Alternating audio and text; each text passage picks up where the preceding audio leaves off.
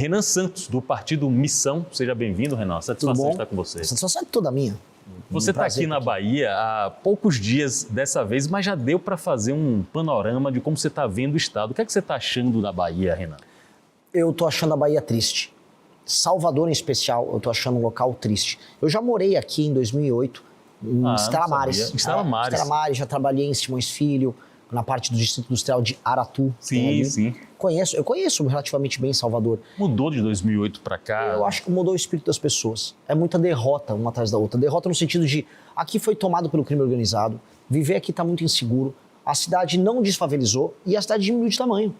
Salvador perdeu gente, a Bahia continua perdendo gente. Então, em grande medida, as grandes apostas, não, a Bahia vai estourar. Eu ouvia isso. Eu vim trabalhar aqui à época com um clima de, não, agora a Bahia vai pegar, a coisa vai pegar no tranco. E não pegou no tranco.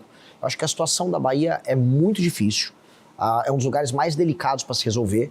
E, infelizmente, olhando o arranjo político que a gente tem, não há uma solução fácil. O governo federal, e eu ganhando, vai ter que ter uma atenção muito especial aqui para a Bahia. A que você atribui a Bahia estar nessa situação, Salvador? Porque são dois comandos diferentes. O Estado é comandado pelo PT há praticamente 20 anos e a Prefeitura é comandada pelo grupo de ACM Neto, atualmente com o prefeito Bruno Reis.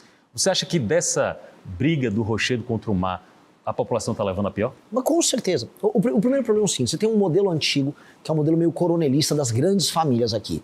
O ACM Neto é meio que um herdeiro disso. Falta imaginação para eles. Eles precisam tratar de tornar o Estado um lugar desenvolvido e gerar emprego de qualidade. E tornar, vamos dizer, a lógica velha do Estado assistencial que cuida das pessoas parte do passado. Do outro lado, o petismo misturou com o coronelismo do interior do Estado, fez uma fusão com os caras, misturou o sindicalismo deles, aquela coisa de, vou fazer políticas sociais, a compra de voto baseada no carisma, e eles se mantêm aqui há 20 anos. Então, essas duas respostas que foram dadas para as pessoas não funcionaram. E aí, coisas que avançaram. Crime organizado, a chegada dos chineses, e eu tô alertando para onde eu vou, a chegada dos chineses não tratem como um presente, como algo bom. A chegada da BYD é uma imitação do modelo de colonização que a China está fazendo na África. Igualzinho, trazem os trabalhadores deles, eles viram uma elite local, econômica, casam com a mulherada aqui, começam a se firmar e começam a atender o interesse dos chineses. E eles estão fazendo isso, eu sinto isso da parte do governo federal do PT e do governo estadual também do PT, muito porque eles sequer acreditam que a população local vai se adaptar a um regime de trabalho mais intenso com os chineses. Então eles largaram mão e aí estão trazendo a chinesada para cá. Então eu olho tudo isso com muita desconfiança. E eu acho que a galera aqui da Bahia tem que entender que nós precisamos urgente fazer a Bahia sair desse clima de derrota que ela está. Vamos aprofundar algumas das propostas de Renan Santos, pré-candidato a presidente pelo Partido Missão, mas antes eu quero falar um pouco sobre você. A primeira vez que eu tive conhecimento de Renan Santos na política foi meu amigo e gerente de jornalismo da Aratu, o jornalista Matheus Carvalho, que falou: presta atenção nesse jovem, até mais jovem do que a gente, você um pouco mais jovem do que a gente. Presta atenção nesse jovem, ele está com ideias legais. E aí, acompanhando o sentimento de Matheus Carvalho, eu fui prestando atenção na sua trajetória. Você não pode ser chamado de um outsider da política, porque você já está trilhando o caminho da política há algum tempo. Quem é Renan Santos na política? Vamos lá, Renan Santos fundou o maior movimento político da América Latina, que é o MBL. Fundei junto com o Kim Kataguiri, nosso deputado federal. Fizemos as manifestações que derrubaram a Dilma Rousseff, ou seja, eu tenho experiência em derrotar o PT, isso aqui que fique claro. Derrotei a Dilma e depois participei das ruas daquilo que foi a prisão do Lula em 2018. Não me rendi ao puxa-saquismo Bolsonaro, como boa parte da direita brasileira fez, porque todo mundo começou a puxar saco do Bolsonaro para tirar uma lasquinha do Bolsonaro, da popularidade dele. Só que o Bolsonaro errava, especialmente o filho Flávio, e ninguém apontava os erros. Hoje estamos com o Lula, se a gente não crescer nas pesquisas, praticamente reeleito, porque se ele for para o segundo turno com o Flávio, tá barbada. E por que tá barbada? Porque o Flávio comete todos aqueles erros, e eu tô chamando de erro aqui, bem entre aspas, porque a gente sabe muito bem o que o Flávio estava fazendo. Eu vou prestar atenção maior nisso. O que é que Flávio Bolsonaro foi fazer encontrando com o Daniel Vorcaro no momento em que ele já estava com tornozeleira eletrônica? Troca de favores. O Daniel Vorcaro, ele comprou toda a política no Brasil e parte do judiciário. E quando você compra, você recebe algo em troca. Ele não está só distribuindo dinheiro. Ele mandou dinheiro para o Guido Mantega para ser consultor dele, justamente porque o Guido Mantega ofereceu o quê? Contato com o Lula. Ele também teve contratos com familiares do Jacques Wagner aqui da Bahia. Ele teve contratos que são dos mais diversos com o ministro Lewandowski. Ele teve contrato com outros ministros do STF, o Alexandre de Moraes, acho que é o exemplo mais claro, e ele tinha um contrato porque ele buscava ter algo em troca. Contato, proteção, inserção no governo. Com o Flávio Bolsonaro, ele também teve um contrato. Repare, é um contrato multimilionário do tamanho do contrato do Alexandre de Moraes. E ele não vai querer nada em troca? O que o Flávio ofereceu em troca? Muitas pessoas dizem que foi aquela MP que foi emitida em 2022, durante o governo do pai do Flávio, do Jair, que aumentou o crédito cesta, que aumentou os créditos consignados, que manteve o Banco Master vivo dali em diante. Então, é bom ficar de olho, porque quando descobrirem, a casa do Flávio vai cair. Já está caindo, mas vai cair. E não é muito interessante que a gente está aqui na Bahia e a casa do Flávio está caindo por conta de Trancoso, que aparentemente ele veio aqui para Trancoso tratar de assuntos Dizem que tem vídeos, né? Sim. Até agora não saiu nada. Vídeos bem complicados. E também, por conta, não vamos nos esquecer, do crédito cesta, que aumentou o crédito aqui e começou aqui na Bahia.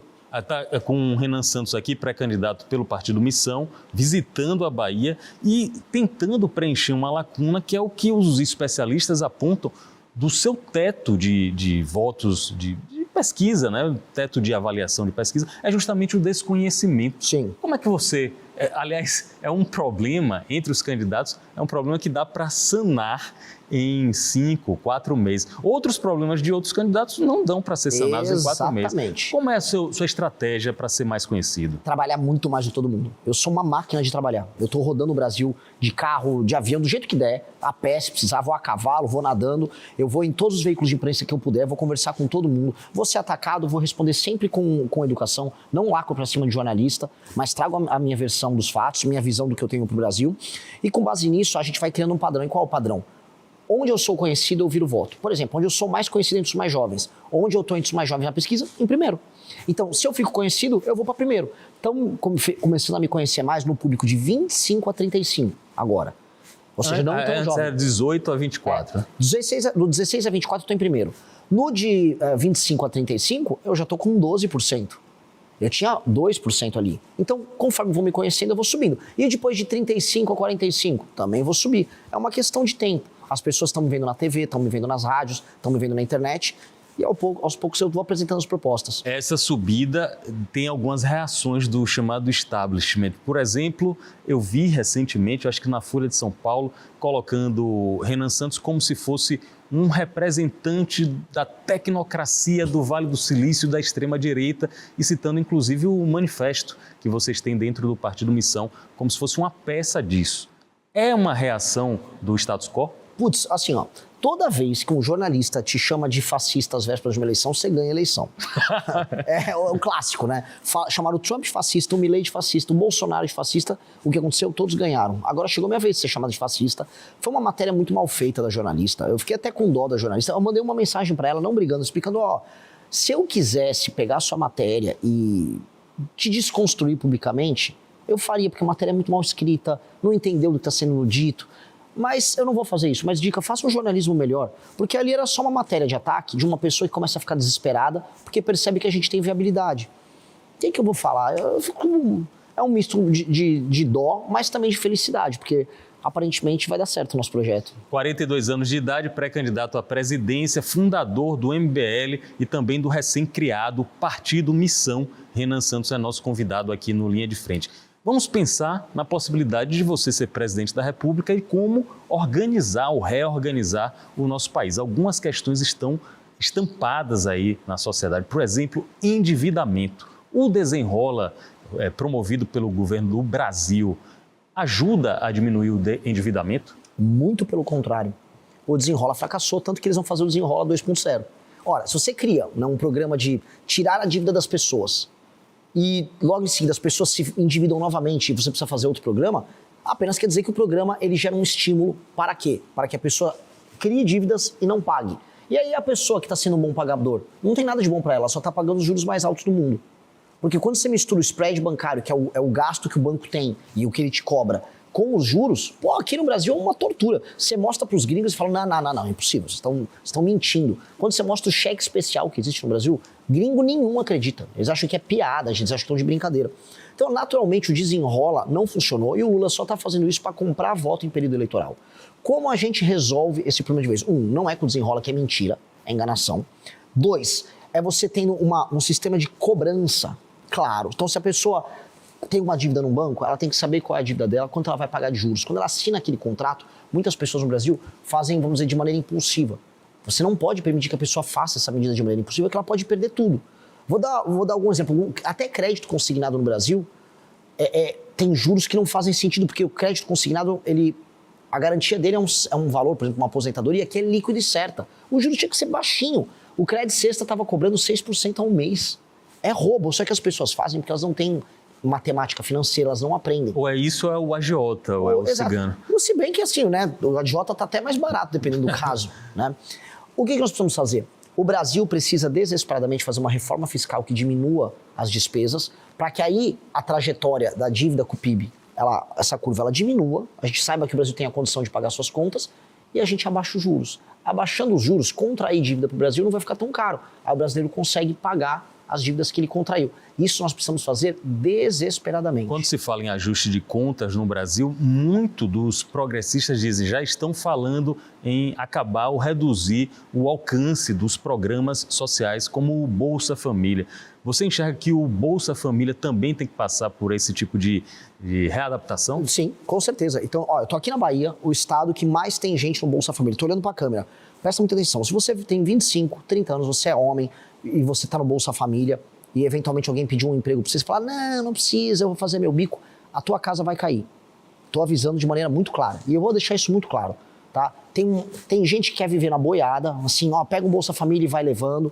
Isso não vai poder acontecer. Sabe por quê? Porque tem um cara que é entregador trabalhando para pagar a conta desse cara. Eu acho isso muito injusto. Tem um motorista de Uber trabalhando para pagar a conta desse cara. Eu tô do lado da pessoa que está trabalhando. E quem está no Bolsa Família? É muito simples. Aqui no interior da Bahia, eu vou visitar essas cidades todas. Tem um monte de município que mais de 50% das famílias estão hoje em alguma medida vivendo de Bolsa Família e emprego na prefeitura. Quando essa pessoa for no CRAS, especialmente o homem que está desocupado, esse cara vai chegar lá e não vai encontrar o cartãozinho, vai encontrar um formulário de uma frente de trabalho. Vamos recapear a estrada aqui, vamos ajudar a capinar, eu vou pagar um valor maior que o Bolsa Família, só que você vai botar um macacão e vai trabalhar com o governo federal e com o governo municipal para resolver isso. E se ele não quiser? E se ele não quiser, não tem mais Bolsa Família. Aí vai ter que se picar. Ou ele arruma um emprego na iniciativa privada, ou ele trabalha com o governo nisso. Agora, ficar em casa sem fazer nada, isso está errado. Isso está moralmente errado. E nós precisamos mexer nisso, porque está sendo criada uma cultura de leniência com o não trabalho. O Bolsa Família, para uma senhora que tem 60 anos, 50 anos ainda não se aposentou, tem 3 filhos e ela não pode passar fome, poxa, a gente entende essa situação. Eu vou manter o Bolsa Família para essas pessoas. Agora, para a pessoa, marmanjo, que pode trabalhar, mas quer fazer a seguinte conta: eu faço um bico aqui, recebo um Bolsa Família ali, falo com o prefeito da cidade, trabalha numa campanha, ganha um empreguinho na prefeitura por um ano, essa casa vai cair. Dica, eu não vou deixar isso acontecer. E você fala de maneira muito transparente, né? Não é estelionato eleitoral. Você está dizendo o que é que você vai fazer, por mais que tenha resistência de parte do público. Mas não tem que ser assim. O político tem que ser assim. Se eu vou pegar um político tradicional e ficar, não, veja só, eu tô aqui para cuidar do povo. Não tem dinheiro para ficar pagando todas essas coisas. É muito programa social um atrás do outro. Eu tava numa favela aqui, tomada pelo tráfico. Tinha um botijão de gás gigante. O Lula mandou colocar um botijão de mentira gigante escrito, é gás do povo. Porque ele vai comprar voto dando botijão de gás para as pessoas na eleição. Aí é botijão de gás, é energia elétrica, é crime organizado rodando para lá e para cá, é Bolsa Família, toda hora um programa novo, aí tem agora o BPC. Pô, quem tá pagando essa conta? Você sabe quem tá pagando? É o trabalhador. É o cameraman que tá ali atrás, que tá ralando. Quando ele paga o imposto dele, ele tá sustentando isso. Tá vendo aí, Wagner? É todo mundo. É a mulher que tá vendendo acarajé aqui em Salvador. Todo mundo tá pagando essa conta. E aí essa conta tem que sustentar todo o resto da população e o político ainda quer ter voto com isso. Eu tô avisando, não dá. Bora falar de crime organizado. Conversando aqui com Renan Santos, do Partido Missão. Crime organizado e segurança pública é a pauta dessa eleição de 2026. Aliás, já vem sendo pauta em outros pleitos. Você é fã, como eu cheguei a ler em alguns colegas da imprensa, você é fã de Nayib Bukele? Muito. Por que você gosta do trabalho dele? Porque o Nayib Bukele vivia... Imagina o seguinte, você está num país como El Salvador, onde todo mundo acredita que as coisas nunca vão melhorar.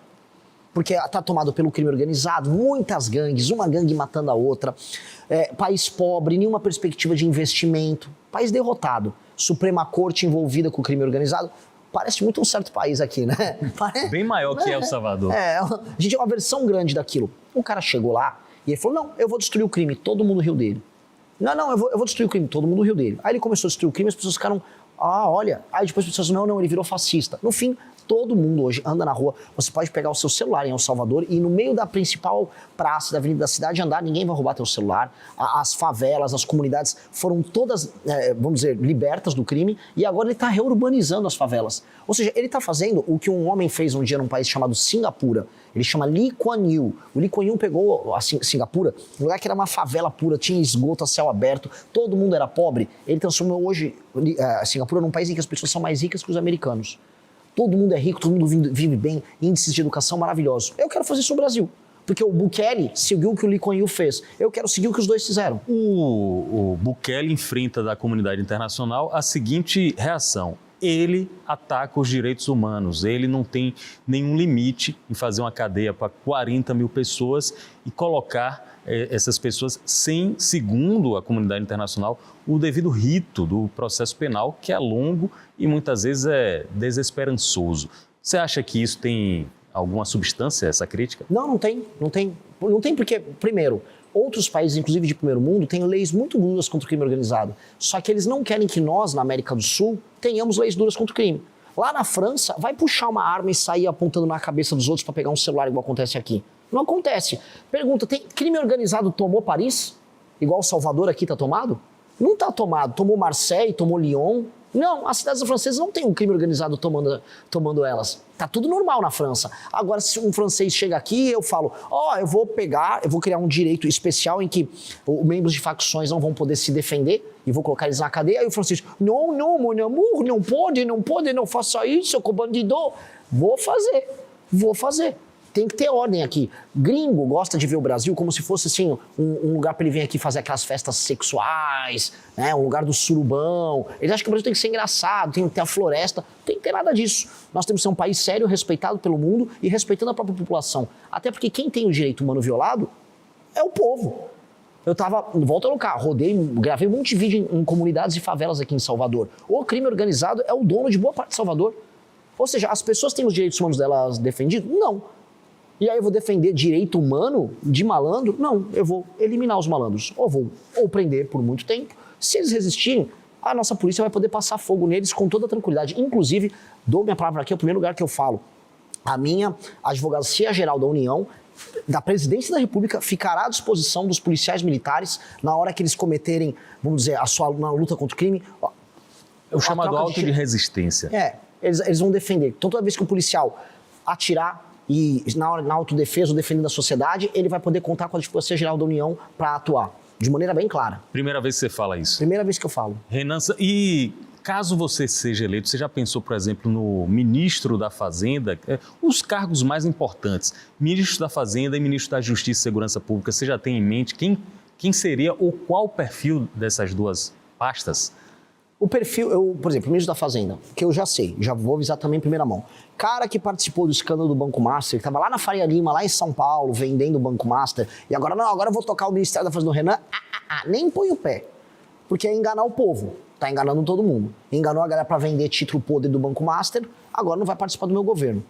2, não vai ser alguém com um perfil também só fiscal. Porque eu sou fiscalista, quero reduzir gasto, vou fazer isso. Tem que ter isso e um perfil ligado à tecnologia, porque o mundo será logo mais o mundo da inteligência artificial e o mundo das terras raras e dos superprodutos feitos com terras raras. E criptomoeda, você... Também sou totalmente favorável. Inclusive, o meu ministro da Fazenda tem que ser amigo das criptomoedas. Tendo essas 3 características, é bem-vindo para participar do meu ministério. Não só como ministro, mas para a gente montar uma equipe nova. Porque não adianta a gente construir, vamos dizer, um Ministério da Fazenda, no Bolsonaro da Economia, que apenas olha assim, vamos cortar gastos. É importante, eu vou cortar muito gasto, sou o que mais vai cortar gasto de todos. Só que a gente tem que falar, cortei o gasto para quê? O que eu vou fazer com isso? Eu vou desfavelizar? Como que são as reformas de competitividade? Como eu vou investir em infraestrutura? Como eu vou tornar o Brasil um lugar que funciona? A gente tem pouco tempo. Se em 30 anos o Brasil não virar uma das 5 nações mais poderosas do mundo, o mundo vai levar vantagem. Se você gostou do vídeo, inscreva-se no canal e não esqueça de deixar o seu like.